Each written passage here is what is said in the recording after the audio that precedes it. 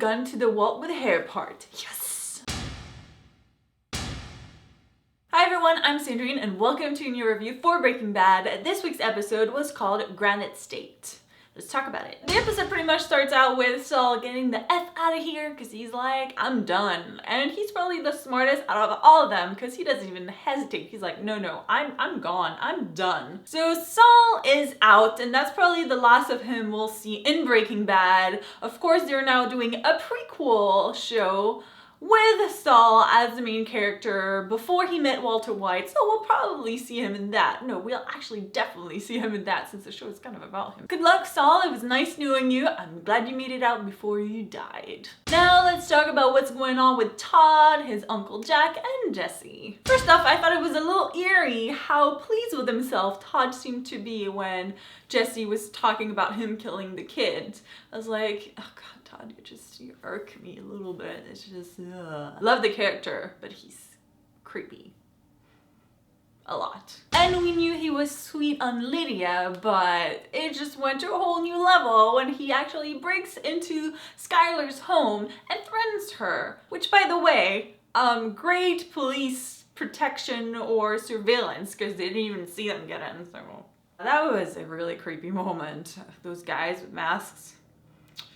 It was very effective. Very effective threatening thing going on. And at first I thought maybe Todd went to talk to Skylar without Lydia really sending him. But not only did she send him to talk to Skylar, she kind of wants him to kill her. And I'm thinking, oh Lydia. Haven't you learned anything? Don't you know that Walter White will kill you if you touch a hair on his family? Like, you're dead. You're just sign your death certificate right now because you are gone. And that leads us to Jesse's failed escape attempt. Oy, really all I got out of this is, Sandrine, you need to work on your chin-ups and on your fucking pull-ups, because if you're ever in this situation, I kind of need to pull myself up to get out of there. I was like, yeah, totally going back to doing those. Of course, that escape attempt leads to poor Andrea's death in front of Jesse, and that was really heartbreaking. I mean, you gotta give this to Jack. He knows how to motivate people. As horrible as that is, he definitely knows how to make Jesse tick. And he did just enough to pretty much guarantee that he'll stick around if he wants Brock to live. So, of course, what Jack doesn't know is that Walt is totally coming after him.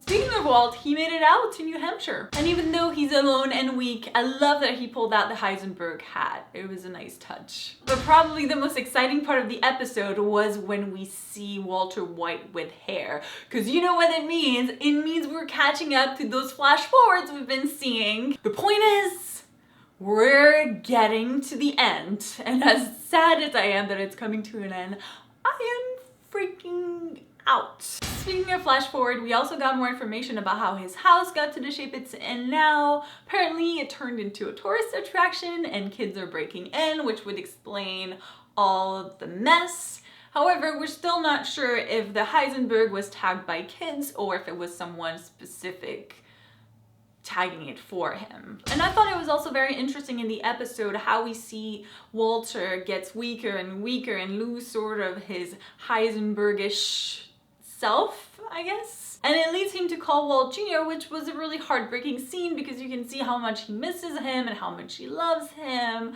And then you're just hoping that Walt Jr. is gonna kind of respond to him in the same way, and really pretty much he just told Walter to go die.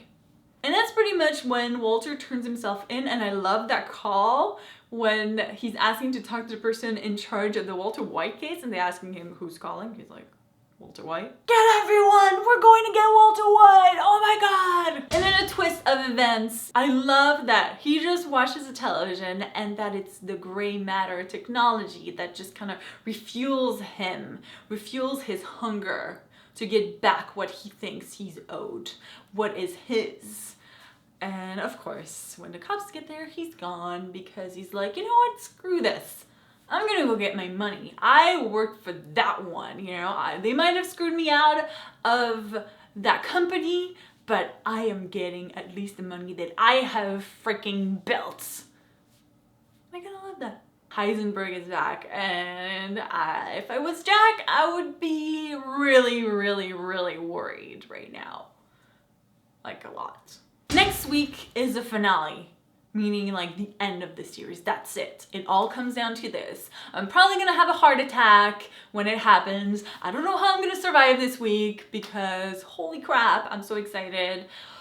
Ooh, such a mind-blowingly good show. I cannot wait to hear your thoughts on this week's episode. Did that phone call with Walt Jr. break your heart too? Do you think Jesse's gonna make it out alive? Because at this point, I really don't know. It can go either way. And do you also think that Walt is going to pretty much wipe out Jack and his gang?